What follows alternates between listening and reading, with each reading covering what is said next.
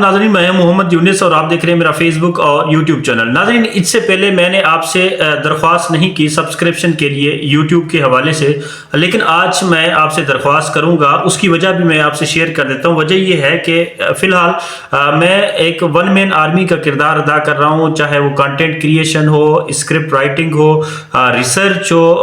Recording हो, editing हो या पोस्टिंग। ये तमाम तर काम मैं खुद ही करता हूं और इस काम को सरअंजाम देने के लिए बहुत सारा वक्त और बहुत सारा टाइम दरकार होता है, मेहनत के साथ। मखदूम जावेद हाशमी साहब का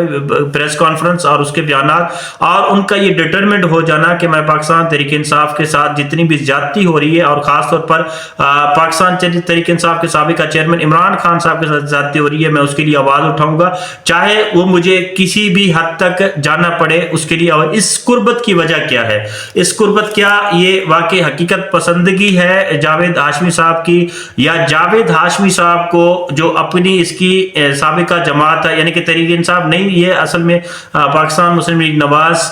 उससे रिस्पांस ना मिलना है? ये बहुत सारी मफरूजे हैं और बहुत सारे यहाँ पे क्वेश्चंस पैदा हो जाते हैं कि आखिरकार बागी आजम, जिसको मैं हमेशा कहता हूं अपनी प्राइवेट महफिल में कि ये बागी आजम है पाकिस्तानी की सियासत का, मुल्तान का जिसने आजकल बसेरा है वहां पर, तो इसकी आखिरकार कुर्बत की वजह क्या है? मैं ये समझता हूं कि बागी से मेरे इख्तलाफात ज़रूर है, सियासी जो है और नज़रियात से भी इख्तलाफात हो सकती है, लेकिन वो मुश्किल वक्त का दोस्त है। इसमें कोई दो राय नहीं है कि जावेद हाशमी जैसा जीरक किस्म का सियासतदान वो आपको अच्छे वक्त में तो छोड़ सकता है लेकिन मुश्किल वक्त में आपसे दूर नहीं हो सकता।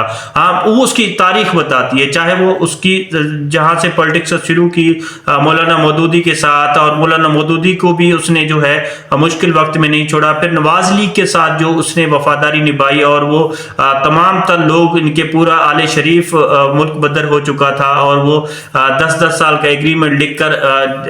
देकर जा रहे थे बाहर मुशर्रफ साहब को, और लेकिन ये वाहिद शख्स था जो डिटरमेंट रहा, जेल में रहा और ये अपनी जंग जो है लड़ता रहा पाकिस्तान मुस्लिम लीग के लिए, और पाकिस्तान मुस्लिम लीग का नारा जो है उसका झंडा हाथ में थामे रखा। ये एक तो वजह माजी ये है जावेद हाशमी साहब का। दूसरी जगह जावेद हाशमी साहब का माजी ये भी बताता है कि पाकिस्तान तहरीक इंसाफ का जब पीक था,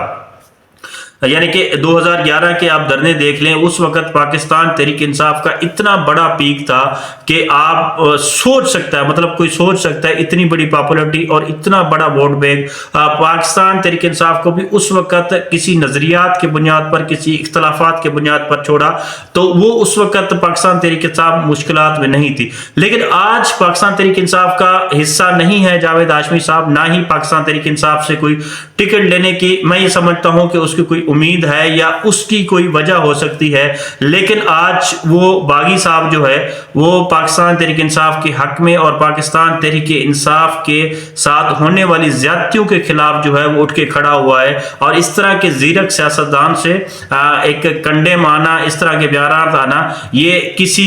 अहमियत से जो है वो कम नहीं होती, इसमें बहुत सारी अहमियत होती है। और खास तौर पर पाकिस्तान की पॉलिटिक्स में जावेद हाशमी की एक बहुत बड़ा हिस्सा है और बहुत बड़ा मकाम है जावेद हाशमी साहब का। अगर ये जावेद हाशमी साहब डिटरमेंट रहे और इनकी बकौल जो रहे, क्योंकि उनकी उम्र का तकाजा भी है और बाकी चीजें भी है, तो उनका बोलना भी शायद हौसले से कम नहीं होगा।